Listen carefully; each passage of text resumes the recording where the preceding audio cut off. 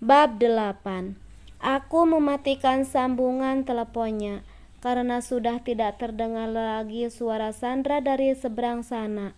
Khawatir pasti ada, karena aku adalah tipe orang yang sangat cemas berlebihan jika menghadapi masalah. Aku mencoba menenangkan diri ini, tidak membiarkan kalut melanda hati.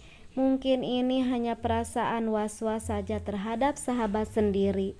Namun setelah beberapa saat kemudian, sekitar jarak 20 menit saat Sandra minta tolong tadi, terdengar kembali suara dering telepon dari Sandra. Tanganku gemetar mengangkat teleponnya. Rasa cemas pada salah seorang sahabat kian bertambah saat suara dari ujung sana adalah suara seseorang pria. "Halo, selamat pagi, dengan Ibu Sulis?" tanya laki-laki yang menghubungiku dengan menggunakan ponsel Sandra. "Betul sekali, maaf ini dengan siapa, Sandra?" "Betul sekali, maaf ini dengan siapanya, Sandra?" tanyaku tanpa basa-basi. "Ini petugas kepolisian, Bu. Kontak Ibu Sulis ada di panggilan terakhir, Bu Sandra," ujarnya membuatku semakin berdebar-debar. Ada panggilan dari pihak kepolisian, itu artinya ada yang telah terjadi dengan Sandra. "Pihak kepolisian, memang ada apa dengan Sandra, Pak?" "Ya, terakhir kali tadi Sandra menghubungi saya meminta tolong," ucapku memberikan informasi. "Oh, jadi Bu Sandra sebelum pingsan sempat minta tolong ya, Bu?" "Bu Sandra kecelakaan, bisa Ibu datang ke rumah sakit untuk dimintai keterangan?" "Karena pihak rumah sakit membutuhkan informasi keluarga korban, Bu." Astaga, ternyata Sandra mengalami kecelakaan. Pantas saja tadi minta tolong lalu terputus teleponnya. "Baik, Pak, saya segera ke rumah sakit." "Rumah sakit mana ya, Pak?" tanyaku dengan cemas. "Di rumah sakit Sentosa, Bu, ada di UGD," sahutnya. "Baik, terima kasih informasinya," ucapku. "Sama-sama, Bu, ditunggu di rumah sakit," sahutnya. Lalu sambungan telepon pun terputus. Aku bergegas menuju rumah sakit. Meskipun Sandra bukan saudaraku, tapi aku sangat berhutang budi padanya, karena dialah salah seorang yang telah memberikan aku informasi tentang pernikahan Maya dan Bang Ridwan. Saat Sandra memberikan informasi tentang pernikahan Maya dan Bang Ridwan, "Halo Sulis, astaga ya Tuhanku Sulis," ucap Sandra mendadak membuatku panik. "Kenapa Sandra?" Tarik napas dalam-dalam, lalu hembuskan. "Jangan buatku panik karena kepanikanmu," ucapku menenangkan Sandra. "Gawat Lis, kecurigaan lo itu benar. Gue aja kaget dengar kabar ini, meskipun gue gak diundang," ucap Sandra makin membuatku penasaran. "San, to the point aja, jangan belak-belok." Aku mulai kesal dengan Sandra yang berbelit-belit. "Ade lo mau merit dengan Ridwan?" Astaga, kalimat yang sudah beberapa hari ini aku wanti-wanti kini memekik telingaku. Berita yang telah aku khawatirkan akhirnya terjadi.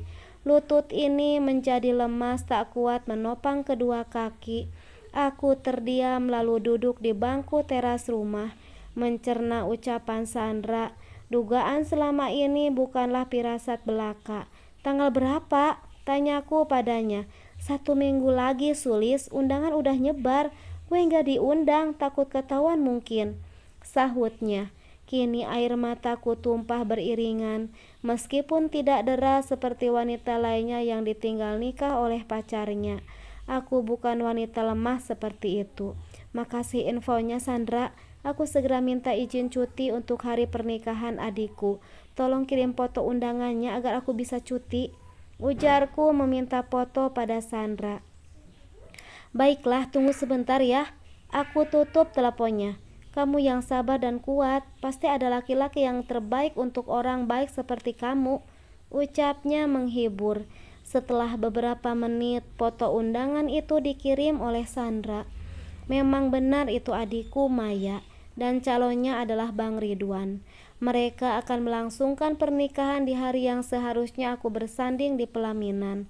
Aku melaju dengan kecepatan tinggi agar cepat sampai rumah sakit. Mengkhawatirkan kondisi Sandra yang kini berada di UGD. Sesampainya di rumah sakit, aku segera ke ruang UGD. Di sana sudah ada beberapa petugas kepolisian yang berjaga dan belum ada keluarga Sandra yang datang. "Siang, Pak, saya Sulis, Pak, yang tadi Bapak hubungi," ucapku memperkenalkan diri.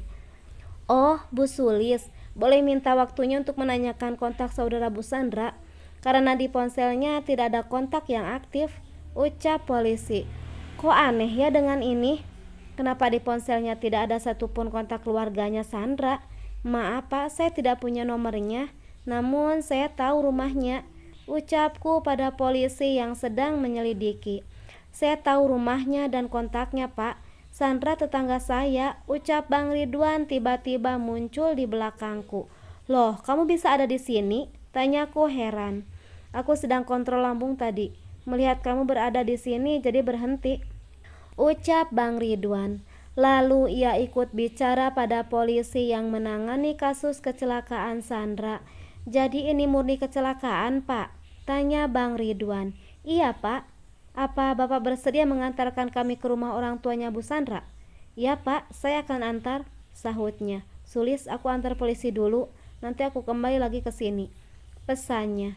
Akhirnya Bang Ridwan mengantarkan polisi ke rumah orang tua Sandra.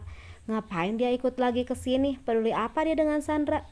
"Keluarga dari Bu Sandra?" panggil suster membuyarkan lamunanku seketika. "Iya Sus, saya sahabatnya," sahutku menghampirinya. "Pasien sudah sadarkan diri, ingin bicara dengan Mbak Sulis katanya," ucap suster. Lalu aku segera masuk ke dalam ruang gawat darurat, menemui Sandra yang tadi sempat minta tolong padaku. "Hai San, gimana keadaan kamu?" tanyaku pada Sandra yang sudah terlihat membuka matanya. Ia tersenyum padaku dan mengambil tanganku lalu menggenggamnya. "Hai wanita kuat, maaf ya aku menghubungi kamu. Tadi di ponselku tidak ada kontak keluarga sama sekali. Aku pun heran," ucap Sandra menjelaskan. "Memang bagaimana kejadiannya?" tanyaku masih menggenggam tangan Sandra. "Tadi ada motor yang menghalangi mobilku padahal jalan sepi," ucapku membuatku mengernyitkan dahi. "Kecelakaan tunggal gara-gara motor? Kamu hafal nomor serinya?" tanyaku. "Tidak, sudahlah, yang terpenting aku sudah selamat. Maaf ya aku merepotkan kamu," sahutnya. "Ya sudah, aku ingin menemui Papa." "Kamu tidak apa-apa kan ditinggal? Nanti ada keluargamu yang datang. Tadi Bang Ridwan yang jemput bersama polisi." Kenapa dia bisa perhatian padaku dan keluarga? Bukankah saat menikah dengan adikmu aku tidak diundangnya?" tanya Sandra heran. "Iya, dia sedang berada di sini tadi, kebetulan," sahutku. Tiba-tiba ada yang masuk ke ruang gawat darurat dan memanggil namaku hingga membuatku terkejut. "Sulis!" sapanya membuatku menoleh ke arahnya.